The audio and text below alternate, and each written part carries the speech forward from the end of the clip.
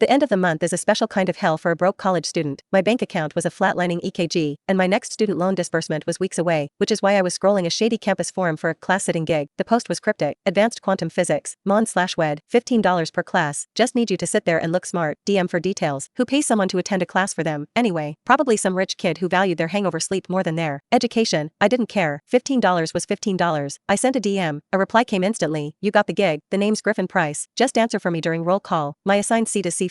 The name meant nothing to me. I showed up the next Monday, found seat C4 in the tiered lecture hall, and settled in. The professor, a stern-looking woman named Dr. Albright, began roll call. Griffin Price, here. I mumbled, my voice barely a squeak. She ticked a box and moved on. Easy, then, a few minutes late, the door at the back of the hall creaked open. A guy walked in, all tousled dark hair, sharp jawline, and an air of casual confidence that screamed main character. He scanned the room, his eyes, a startling, intelligent blue, briefly meeting mine before he slid into an empty seat in the back row. The girl next to me swooned. Oh my god, it's Griffin Price. My blood ran cold. If that was Griffin Price, then who the hell had I been texting with? Panic, cold and sharp, seized me. This wasn't a simple case of a lazy rich kid, this was something else. I pulled out my phone under the desk, my fingers trembling as I opened my messaging app. The app wasn't the forum's DM system, it was my personal messenger. The chat history was 6 months long, filled with late-night conversations, shared memes, and a startling amount of emotional intimacy. The contact name was simply G. His profile picture was a silhouette against a sunset, anonymous but familiar. We had met on a niche online forum for astrophysics enthusiasts. He was witty, brilliant, and understood my ramblings about stellar nucleosynthesis. For 6 months, G had been my perfect online boyfriend, and for the last 5 minutes, he had also been my anonymous employer. The two Griffins, the one in my phone and the one in the back of the room, were the same person. My mind raced. He had hired me, a total stranger, to sit in his own class while he also attended it. Why, was this some kind of bizarre test, a prank? I spent the entire lecture in a haze, my meticulously written notes feeling like evidence in a crime I didn't even know I was committing. When the class ended, I practically bolted from the room, not daring to look back. That evening, a text buzzed on my phone. It was from G. How was your day? I stared at the screen, my heart hammering. I typed, uneventful, just school stuff, yours. Lying to him felt like swallowing shards of glass. His reply came a moment later. Same old, that quantum physics lecture is a real killer, though. Glad I have someone smart taking notes for me. The casualness of it was a punch to the gut. He was playing with me. He had to be. I decided to play back, a little test of my own. Oh yeah, is the note taker any good? I texted, my thumb hovering over the send button. Exceptionally detailed. He replied instantly, captures everything. Almost like she's actually interested in the material. My cheeks flushed. It was a compliment wrapped in an enigma. This bizarre charade continued for 2 weeks. I'd go to class, sit in his seat, and feel the weight of his gaze from the back of the room. Then, at night, I'd text with G, the charming, attentive guy who seemed to know all my secrets except the biggest one. One Wednesday, after class, my phone buzzed with a message from the anonymous number that arranged the gig. Your work is excellent. I'm raising your rate to $22 per class. Also, the TA is collecting homework today. Just leave it on the desk, I'll pick it up. $22. That was a significant jump, but the homework part made my stomach clench. I didn't do the homework, I was just a seat warmer. I quickly texted back, I didn't do the assignment. That wasn't part of the deal. The reply was swift. I did it. It's in a blue folder on the desk next to you. Just put my name on it and hand it in. He had done the homework himself, and still paid me to be there. None of this made any sense. Life settled into a strange rhythm. My bank account was slowly recovering, but my nerves were shot. My online relationship with G deepened. We started talking about our families. I told him about my parents, who poured all their resources into my brother's cliche startup, leaving me to scrape by on loans and part-time jobs. Real talent shouldn't be starved. He'd texted back. It was a simple sentence, but it made me feel seen in a way I hadn't in years. One night, feeling bold and a little reckless, I sent him a cheesy pickup line I found online. Are you a parking ticket? Because you've got fine written all over you. I cringed immediately after hitting send. It was so lame. A moment later, his reply came. Am I a magician? Because whenever I look at you, everyone else disappears. He had returned my cheesy line with one of his own. It was dorky, and sweet, and utterly disarming. The line between my two lives was blurring. I was falling hard for the guy who was unknowingly paying me to deceive him. The guilt was a constant, heavy weight in my chest. A week before midterms, I got another text from the work number. Hey Haley, quick question. He'd started calling me Haley, the fake name I'd given the forum account I used to get the gig. Hearing him use it felt wrong. What's up? I replied. Your notes are a lifesaver. Would it be okay if I borrowed your notebook for an hour? I want to scan a couple of pages from last week's lecture that I missed. My heart stopped. My notebook wasn't just any notebook. It was a special one I'd had for years. A hardcover journal with a distinctive silver star clasp. It was filled with not just my quantum physics notes, but my personal thoughts, doodles, and frustrations scribbled in the margins. It was uniquely mine. It was the physical proof that Haley wasn't real. I can just take pictures of the pages and send them to you, I offered, trying to deflect. I'd prefer to scan them for better quality. He insisted. I can meet you at the library entrance in 10. I promise I'll be quick. I was trapped. Refusing would be suspicious. With a sense of impending doom, I agreed. I met a student courier he'd sent, handed over my precious notebook, and felt like I had just handed over the keys to my entire secret life. An hour later, the courier returned it. I checked the pages. Everything seemed fine, but the feeling of dread didn't go away. The day of the midterm review arrived. Dr. Albright was going over key concepts, and the lecture hall was packed. I was in seat C4. As usual, Griffin was in his spot in the back. To illustrate this point, Dr. Albright said, Mr. Price's teaching assistant has prepared some excellent student notes to display as an example of what we're looking for. My head snapped up, the projector flickered to life, and my handwriting, my distinct, slightly slanted script, filled the giant screen at the front of the room. It was a page from my notebook. I could see my little doodle of a stressed out atom in the corner. I could see the way I used 3 different colors of ink to organize the equations. It was undeniably mine. A cold, metallic taste flooded my mouth, the taste of pure panic. The entire class was staring at the screen, at my notes. Then, whispers started to ripple through the room. Wait, isn't that Haley's notebook? The one with the star class, my cover name, my notebook, exposed. My blood turned to ice. I felt hundreds of eyes on me, slowly, as if moving through water. I turned my head and looked towards the back of the room. Griffin Price was already staring right at me. His face was a mask, no anger, no surprise, just a calm, unreadable intensity that terrified me more than any explosion of rage could. He knew, and now, so did everyone else. The world seemed to move in slow motion. Dr. Albright was still talking, oblivious, pointing at my frantic scribbles on the screen as a model of academic diligence. The irony was so thick I could choke on it. I felt my cheeks burn with a humiliation so profound it was almost physically painful. I wanted the floor to swallow me whole. The moment the lecture ended, I grabbed my bag and fled, not looking at anyone, especially not at him. I made it to the relative anonymity of the campus quad before my phone buzzed. It was an email from Dr. Albright. The subject line was a single, chilling word: meeting. The body was brief: Willa, please come to my office tomorrow at 10 a.m. to discuss a matter of academic integrity regarding my advanced quantum physics class. She had used my real name, Willa. She knew, of course, she knew. I wasn't even enrolled in her class. A quick check of the official roster would have exposed me. This was it. I was going to be expelled. My dreams of graduating, of escaping the life my parents had planned for me, were turning to dust, all for a few $100s. Tears of frustration and fear pricked at my eyes. I sank onto a cold bench, my body trembling. It was over. Everything was over. The meeting with Dr. Albright was a blur of quiet disappointment. She wasn't angry, which was somehow worse. She laid out the facts. I wasn't on the roster, yet my work, under Griffin's name, had been submitted. It was a clear violation of the university's honor code. I didn't try to deny it. I just sat there, numb, and confessed everything: the money, the desperation, the whole stupid mess. She listened patiently, her expression unreadable. The disciplinary committee will have to review this, Willa, she said finally. I can't make any promises. I walked out of